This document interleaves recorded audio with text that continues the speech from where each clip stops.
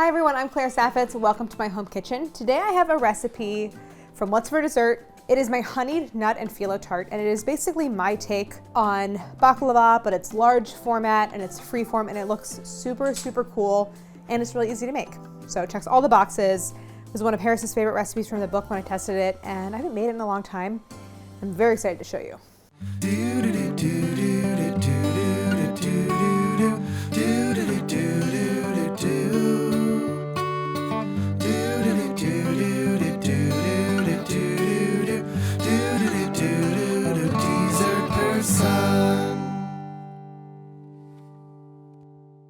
I really discovered my love of store-bought phyllo dough when I was developing this book. It is a fantastic product. I love working with it. And what inspired this recipe was not only just my love of baklava, but also my love of phyllo and how delicious it is when it caramelizes in the oven. You can use whatever mix of nuts that you like, so it's customizable. There's like not so many rules with this recipe. So first on the ingredient list is your mix of nuts that you want to use. I have here a mix of mostly pistachios, pine nuts, and almonds. So it's a pound. Then I have some demerara sugar, honey. I have honey in two places, just FYI, because they go in two separate components. I have a little bit of cardamom and kosher salt. I have phyllo dough, of course. So this is phyllo that I let thaw. Phyllo always comes frozen for the most part. It's like very rare to find fresh phyllo. This I let thaw overnight in the refrigerator, so it's ready to go. Then I have lots of melted butter, lemon, and just a little bit of orange blossom water to give you that kind of like classic perfumed smell of baklava. Special equipment is super minimal. You don't really need much. Just a sheet tray with some parchment paper or a silicone baking mat. I have just a bowl for mixing the filling. And in the recipe, it tells you to put the nuts in a bag and like break them up and kind of crush them, but all the nuts that I'm using are really small, so I don't even need to do that today. Oh, one thing I didn't get out, sorry. Pastry brush for brushing your phyllo. Before I get into the recipe, I want to thank our friends at Kerrygold, makers of pure Irish butter. All the butter that Kerrygold makes comes from milk, from cows on family farms in Ireland. It's grass-fed, and it shows so much in the quality. It is the creamiest, most buttery butter. So I use it in all of my baked goods, but we also just keep it around at home for spreading on toast. The holidays is really where my baking ramps up. I'm sure to stock lots of Kerrygold in my fridge and my freezer. I can pull it out to make an extra portion of pie dough or anything that I need. And I'm using it today in my phyllo pie, which is such like a butter-based recipe, so I know it's gonna give it the most pure butter flavor. It is just my #1 choice when it comes to butter in my house. So I wanna thank Kerrygold. To learn more, you can go to the link in the description below. And now back to the recipe. Okay, so the first step is to toast the nuts. I like to get a light toast on them to bring out the flavor. This is a great way to use up tons of like random loose nuts that you have, which I always have because I'm always testing recipes. Okay, so I'm gonna get these into my oven. My oven's already on 350, and I wanna get a light toast on them. Keep an eye, just because using pine nuts, they tend to brown pretty fast, and I definitely don't wanna burn them. And I'll just set my timer for I'll check it after 6 minutes or so. It's up to you if you want to get a really deep toast on them. And these are all raw nuts, so they're not already roasted or salted. I guess you could skip a step and start with roasted unsalted. It's up to you. And if you like a super toasty flavor, then you can take your nuts a little bit darker, but I go kind of medium. All right, so I started to smell the nuts, so I know that they're lightly toasted. It actually was about 8 minutes in the oven. I'm gonna pull them out. Also, it's a good idea when toasting nuts to give them a toss halfway through so they have this beautiful light, they're really even actually, nice golden color. Okay, so then I'm gonna use the same sheet tray for building my tart. I'm just gonna set it aside to cool. And I'm gonna keep the oven on, by the way. All right, so now for my filling. So I'm going to add cardamom and salt. Then I'm going to add to it, I have 1/3 cup of honey. Okay, then I'm going to add some of my melted butter. I have 16 tablespoons total, so 2 sticks, but it's divided up. I have 4 tablespoons for the filling. And then the remaining 12 tablespoons go into the assembly of the phyllo. Okay, and then I'm going to add, the last thing is a little bit of lemon juice. And now you just want to mix this well so that the nuts are evenly coated. It smells so good, by the way, like incredibly good. So this filling is done. I'm going to set it aside. So I need 12 sheets total of phyllo. And pay close attention when you are buying phyllo at the grocery store. It generally comes in two different sizes, sort of a smaller size where you get 2 packs and a larger size where you get 1 pack. So look for the larger size where the sheets are 12 by 18. That's what you really want. So I'm gonna unfold these and I'm gonna count out 12 sheets. 12, okay. So I have my 12 sheets. And then the remaining sheets, just set aside and you can use them for something else. One of the important things about working with phyllo is that you do want to keep it covered with a damp towel while you work, because it will dry out and become so brittle because the sheets are so thin that it'll just be hard to work with. So I'm going to grab a damp towel and just keep it covered. I'm going to bring over my sheet tray, which is warm but not hot, but again, it doesn't really matter. So you can see that the sheets of phyllo are about the same size as my parchment paper. So I'm going to transfer one sheet over. You can see this one has cracked a little bit, but it's gonna make sense that this is not gonna matter, that it's cracked apart, because we're gonna stack so many of these and they're gonna fuse together. So there's nothing you have to worry about. All right, but now in the meantime, I'll keep the rest covered. Okay, so now I have those 12 tablespoons of butter remaining. Have that nearby. I have my pastry brush. And with a very, very light touch, I'm going to brush a thin layer of melted butter across my phyllo. And don't worry about covering every square inch. It's just not that important. You just want a general thin layer. Now I'm going to take, I have a tablespoon measure. I'm going to take about a tablespoon of demerara sugar and just sprinkle it all over. Okay, so now another layer on top. I'm going to kind of just drape this over. And you also don't have to worry about like getting it flat. That's not really important. So same thing, more butter. So I have 12 sheets of phyllo total. I am going to complete this stacking process with the butter and sugar with 8 of the pieces of phyllo. The other 4 are going to go on top, and I love how this recipe looks. It looks so cool. The top layers of phyllo get like draped like handkerchiefs. So just 8 layers on the bottom like this. All right, so you are gonna butter and sugar this top layer. And I do give a measured quantity for the sugar, but I don't give a measured quantity for the butter because you end up using all of it no matter what, because I'm gonna drizzle any remaining butter over the surface before I bake it. So don't stress about like, are you buttering too much or too little? Final layer of sugar here. All right, now it's time for the nut filling. And again, I'm using nuts that are on the smaller side, like the pistachios were sort of broken up. Pine nuts are small, the almonds are sliced. But if you were using larger nuts, you would want to do that step that's in the recipe where you crush them up so they're broken down into smaller pieces. So I want to work this into a layer measuring about like 12 by 8, running down the center lengthwise of my phyllo. This looks great. So now we're going to close up the tart and add those top pieces of phyllo.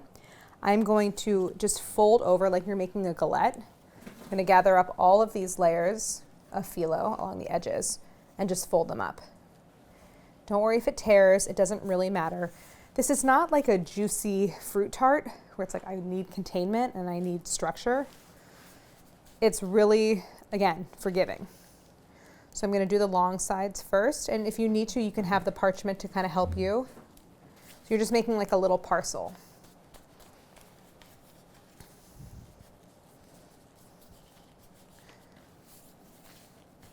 Just like that. Okay, and now we're going to create that really beautiful dramatic draping. I don't know if the recipe says to do this, but I'm going to brush this part with more butter. So now you're going to grab those 4 remaining sheets one at a time. And this part is really fun, and you cannot mess it up. You cannot do it the wrong way. You're just going to place each piece on top, maintaining lots of volume and kind of scrunching it and letting it just sort of drape and fall. And I use the term handkerchief because that's sort of what it makes me think of. And you want lots of these folds like that.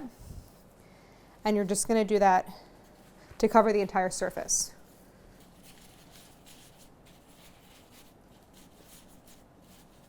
I actually kind of like if you get a little bit of cracking because it tends to like just create more volume. Okay, so here's my tart. It looks beautiful. So now I'm going to take my remaining butter and I'm going to drizzle it over the surface.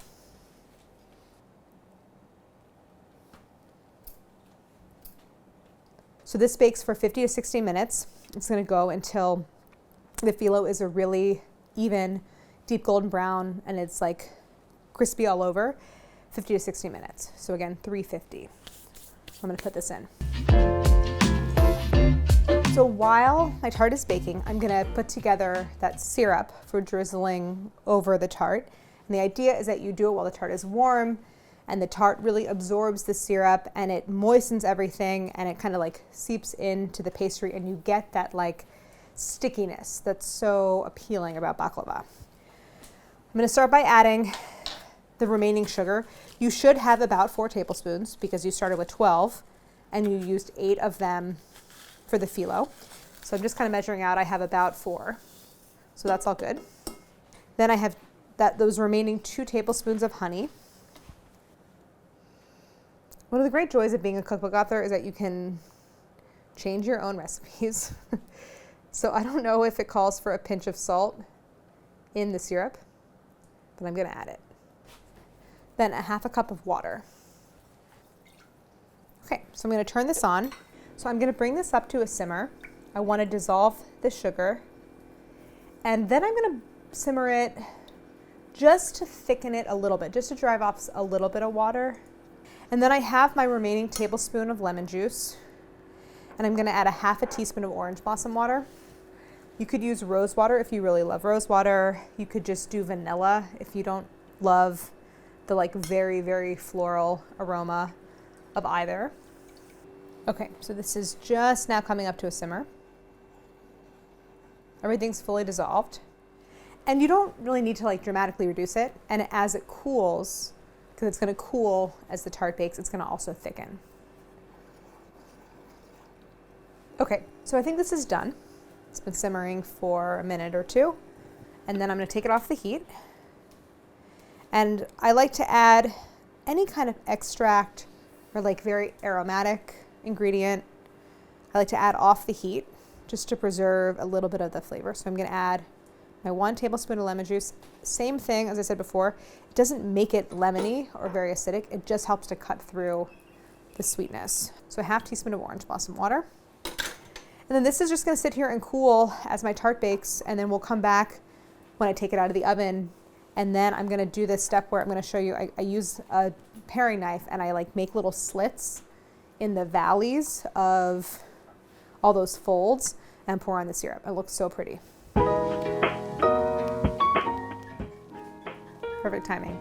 That was 50 minutes, but it's smelling done. Oh my gosh, it looks so beautiful.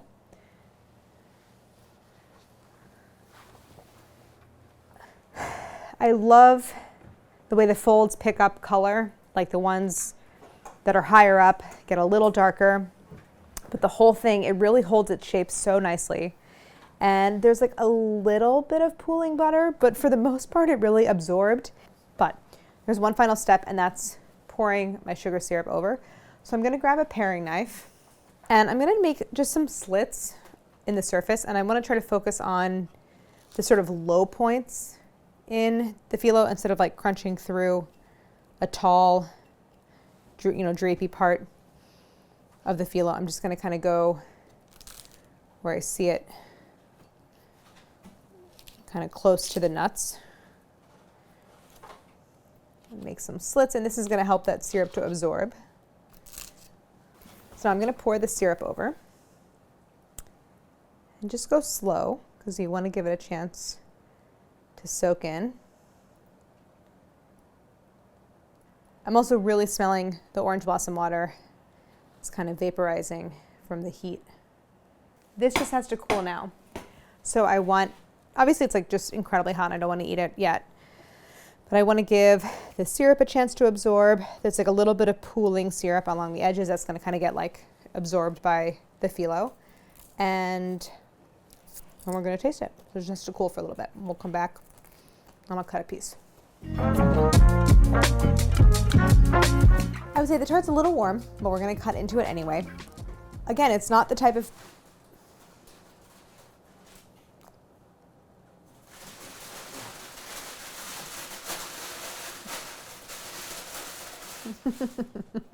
okay. It's not like a cake where if you cut into it while warm, you're like irreparably harming it. It's really fine. So I'm going to use a serrated knife. That's kind of best for getting through all those layers of phyllo. So crispy.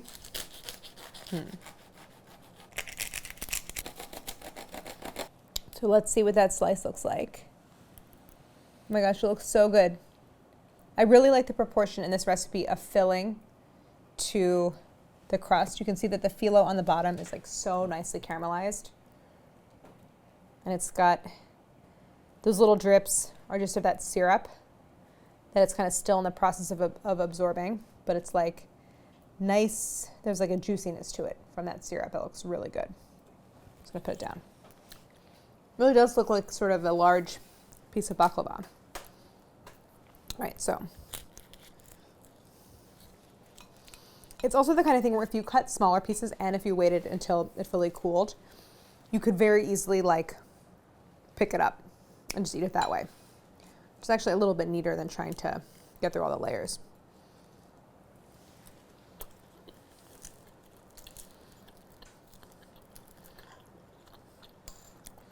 See that bottom layer? So good, and really it's just about the texture.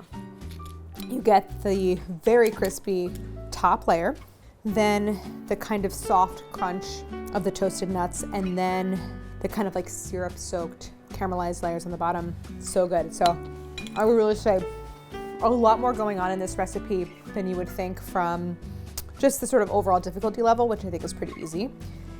So it's exactly the kind of recipe that I love showing off from What's for Dessert because it is really approachable. You can use a store-bought ingredient like frozen phyllo, but it really transforms it into something so special and also visually stunning. And of course, I want to thank our friends at Kerrygold. This recipe would be nothing without the butter that I add to it. And Kerrygold is always my go-to butter of choice for all of my baking and just having at home.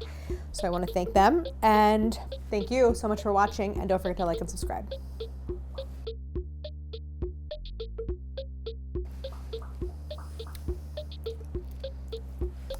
And cut.